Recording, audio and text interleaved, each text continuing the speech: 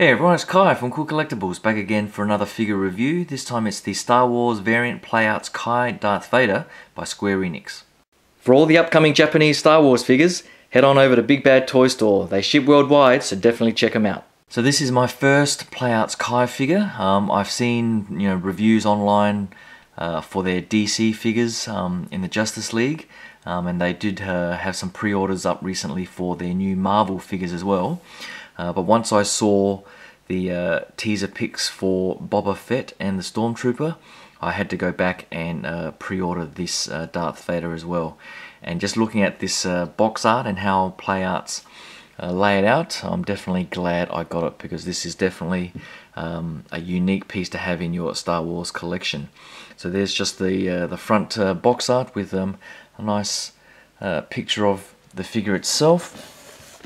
Just nothing too major there. I do love the artwork on the back. It's very reminiscent of the Empire Strikes Back sort of style poster, with the big sort of Vader head and silhouette in the background, and the various photos of the figure there.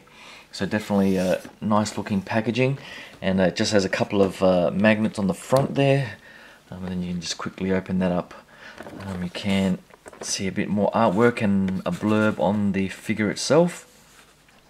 I'll try and zoom in here, see if you can have a closer look. So you can have a pause and have a read of that if you like. But the artwork and the photo is awesome as it is on the front. And there you can just see him through the window box there, so everything looks to be collector friendly. And I do love that lightsaber, so I'll get him out of the packaging and give you guys a closer look. So I've just taken it out of the box. I thought I'd give you a quick look at all the packaging inside, and it is just amazing, this figure. It looks bloody awesome. So you get a look at all the accessories, and it comes in a couple of layers, and so the bottom layer is a semi sort of instruction book on this display stand. So at least it comes with some stability, because the figure is it actually looks quite large, almost not quite 12 inches, but pretty close, so 10 to 11 inches I think. So I'll get him all set up and give you guys a closer look. Just quickly going through the accessories. So it comes with this clear base that you do need to assemble together. And being my first Playouts Kai figure, it was a little bit fiddly, but in the end it's not too bad a base to stabilize the figure. And with the size and weight of the figure, you definitely need a stand for it, because it's not very stable on its own, but we'll get to that in a bit. The lightsaber, so here's the standard hilt and blade, and this is probably the one that I won't use. The paint application on the handle, probably not as clean as I would like, but the detail and so on isn't too bad. The blade is a bit bland for me compared to the other one. It just sort of has this red paint app that gradually goes to pink and then to white, but no translucency or anything like that, so a bit disappointing there. But I do love this flaming hand, and this is pretty much the accessory and the pose that sold it for me in the teaser pics. So I mean, he didn't do this in the movie, but he just looks bloody cool. And it's got nice translucent plastic there all the way through, so it just looks awesome as an alternative to his standard sort of force choke or something like that. Just to have this sort of flame coming out of his hand, which is pretty awesome. Comes with an array of hands, as you can see here. So I think this is just the lightsaber holding hand. You can see the paint and mold detail here. So it comes with the sort of glossy black paint on the outside to protect the hand, and on the inside is the sort of glove leather worn sort of texture. So really nicely done there. Comes with just a relaxed hand, I guess, and the relaxed hand on the left side, and I guess this is the sort of force choke grabbing scary pose, and the left hand lightsaber pose. But of course I'm going to be using this because this is just awesome. I'm not sure why they included a hand that's fixed to it, because you could have just included a separate hand sculpt and inserted it, but it does look like the hilt is almost bent a little bit, which is a bit strange. But the blade itself is a really nice translucent sort of candy plastic, giving it that sort of flying through the air, slashing sort of look. And this is definitely the one that I'll be using along with this. But I'll get the figure, just hold on. Alright, so here is Darth Vader, Playouts Kai. And I gotta say, I was actually surprised at how heavy he is and the size of him. So definitely impressive straight out of the box.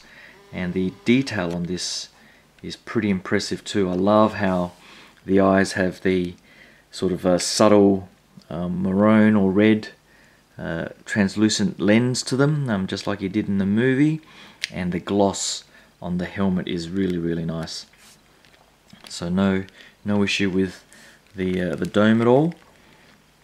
Going around the back, there's probably a few paint issues with there's a subtle mark there and so on, but here and there. But overall, the paint application is pretty damn good. The head articulation, I had a bit of trouble trying to line it up with that sort of center line there to keep it symmetrical, but there is a joint at the top, so you can bend that down and tilt and so on, but there's also a joint at the base of the neck, so you can look down quite a long way. I guess he's thinking retrospectively or introspectively. So you just need to sort of, so as you can see there, the neck's not sort of straight, but you just need to sort of futz around with that to get that straight. The shoulders, love the sort of glossy silver and black pads there, and it doesn't really restrict the articulation as much as I thought it would. It goes out to about that far, which isn't too bad for a Vader figure. He does have double jointed elbows, and everything seems to be ratcheted. Let me see, is that double jointed or not? Yes, it is. So you see the base here and the tip there, so you can get a pretty good range of motion to that degree there. So that's not too bad. Same on the other side.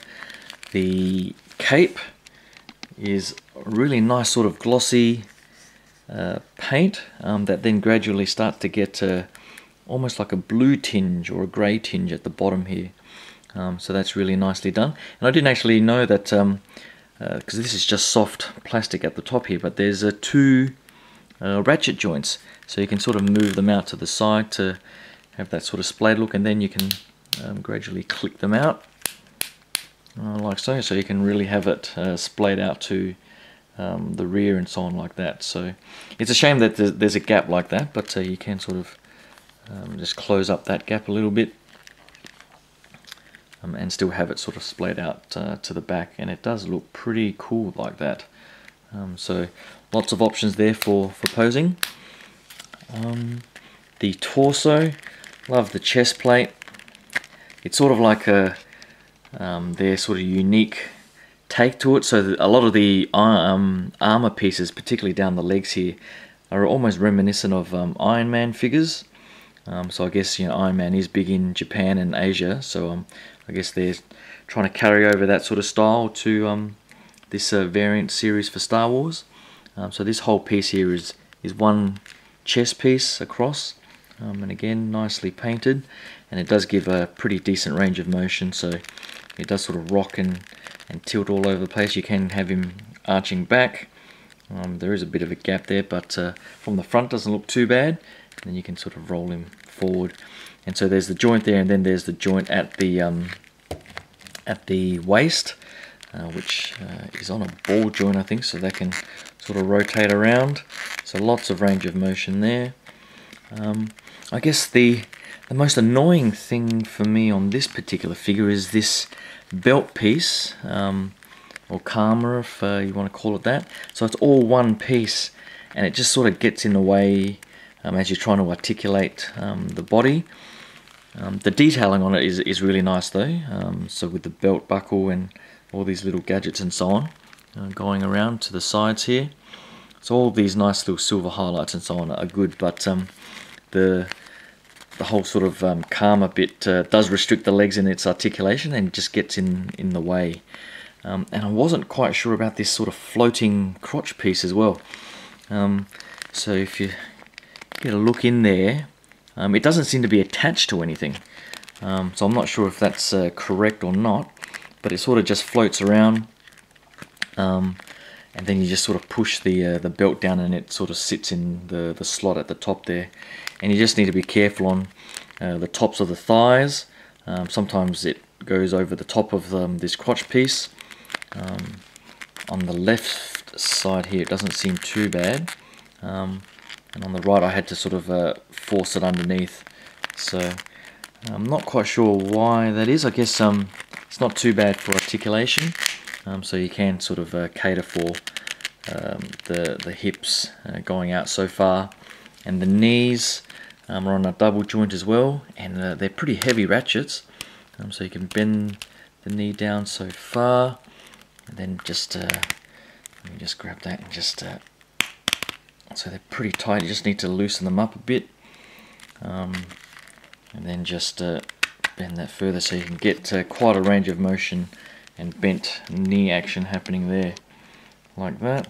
So it could be, I'm not sure how stable the stand would be to hold him in flight or something like that, but not a bad sort of jumping pose if you want to have Vader do that.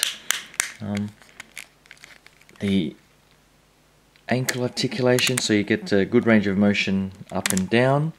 I find it quite difficult to rotate them out, so I'm not sure if they're designed for that or not. You do get that swivel action in the leg. There's no other sort of swivel action that I can find, but I can't seem to rotate the... You get a bit of motion in the ankle like so, and there is a bit of ankle tilt as well, so that's all good there. So just a bit of playing around and futzing to get the sort of best look and flat feet on the ground, so not too bad there.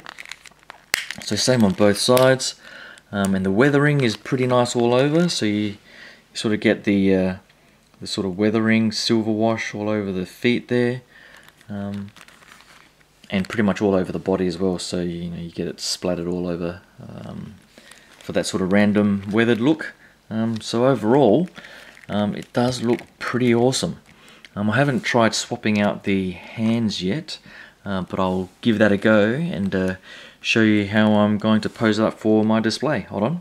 Well, I just pulled off the hand, and I was surprised because it's just a straight peg. I'm used to seeing like a little ball there that makes it a bit harder to insert, but this one here is just a straight peg, and I'm assuming you just insert it in like so. If I can just keep that stable. No, I can't. I'm going to have to do this off camera. Hold on a second. Alright, so here he is with the swapped out hands, with the flaming hand there and the blade in flight, or the swishing hand. So looking at it like this, I'm probably not convinced that I will stick with that, because it probably does need a bit more of an action pose, and I did prefer to have him just sort of standing there with the flaming hand in thought. So I might just use the standard blade in my display, but at least you guys can have a look at what you can sort of futz around and play around with the posing options. So that's pretty much it for the Playout Sky variant Darth Vader. Hope you guys like that quick look.